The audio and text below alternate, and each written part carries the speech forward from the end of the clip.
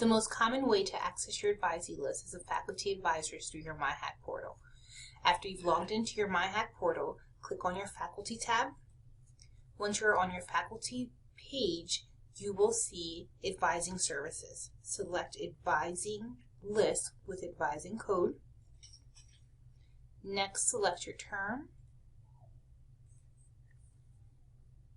Once your Advisee list populates, you will notice several columns which list the student's name, the student's Hack ID number, an email link for each student.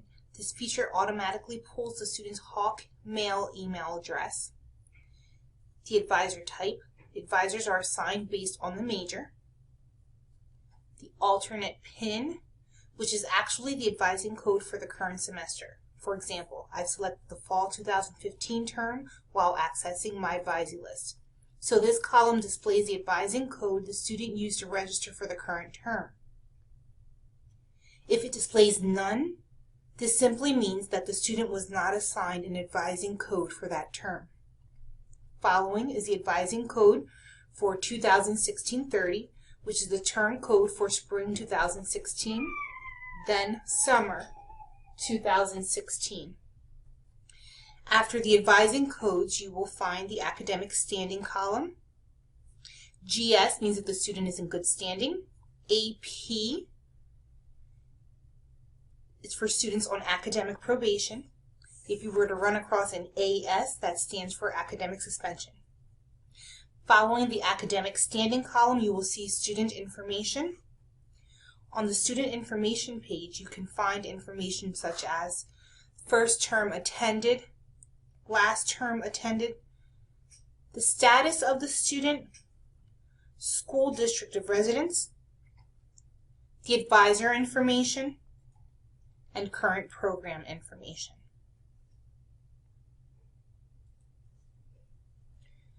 The hold column is next. This is an example of a student that has an account hold. However, it states holds on this record may not be viewed on the web. If this is the case, or if the student has any type of hold, simply refer the student to the Campus Welcome Center to speak to someone in student accounts and registration. Staff there will determine what the hold is and provide the student information on how to resolve the issue. Following, we have an example of a student that does not have any holds on his account. Okay, next we have test scores. You can also view the date on which the placement test was taken.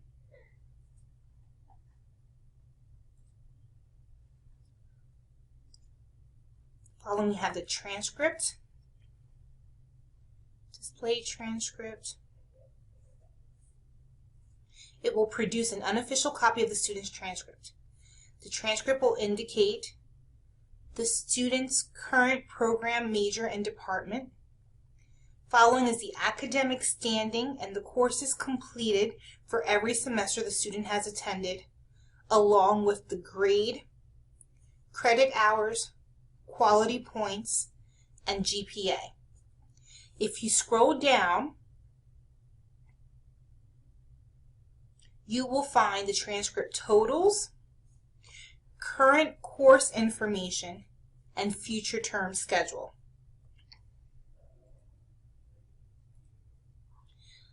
Lastly, you're able to run a degree evaluation for your Advisee. I would like to point out on your advising listing page that there is a feature at the very bottom that provides you with the option to pull your Advisee email list if you choose to send a group email.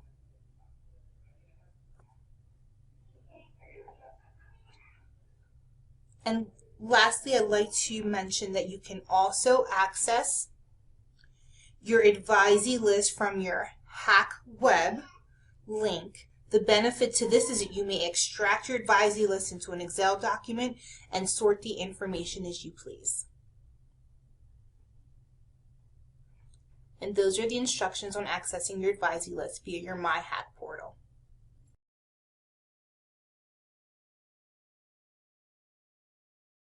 One way to access your Advisee list is through Starfish. So from your home page, you'll click on Students, which is the third tab over. Once you enter the Students page, you'll want to make sure your connection is the appropriate one for your role. So you will select either All My Students, Faculty Counselor Advisor, or General Advisor. Once you click on that, then your Advisee list will appear on the screen.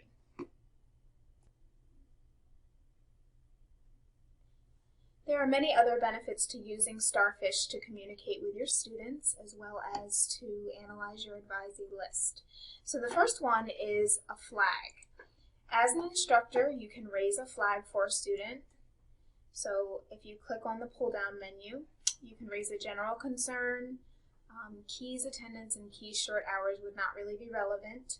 You can raise a late assignments flag, and then some campuses also have a very specific flag for their campus. In order to raise a flag, please note that you must check the name of the student or students that you would like to raise the flag for. Another feature you can use Starfish for to communicate is a referral.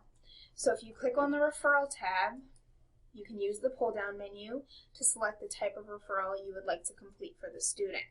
So please note the student would not be aware or see the referral on their side of the Starfish platform.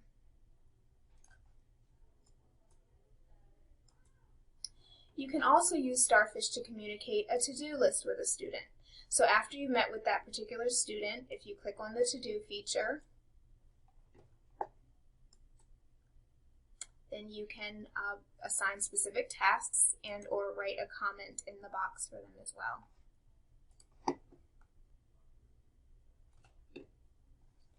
You can also use kudos to raise a positive flag, if you will, for a student. So if you click on the kudos tab, you have the student's name selected. You can give them a positive message such as keep up the good work, outstanding academic performance. And in turn, advisors and faculty members alike can use this information when meeting with students in order to give them praise again. The next feature is the message feature. So you can message students and communicate with them. Please note that if you're using the message feature and or the kudos feature as well as the to-do list, that communication goes through the student's Hawkmail account. So they can access it by opening their email. Lastly, you can click on Note. If you want to create a note about a student, you would simply click on that and select the type of note that you would like to create. So an advising note would be used for an advising appointment. General shared note is shared between instructors and advisors, and student success note is primarily for the student success coaches. Once you create a note, after you type subject and the actual content of that, then you have the option to send a copy of the note to yourself, which would come through your Outlook mail, and or send a copy of the note to the student, which goes to their Hawkmail account. So as you can see, all of these features make Starfish a valuable tool for communicating with and about students.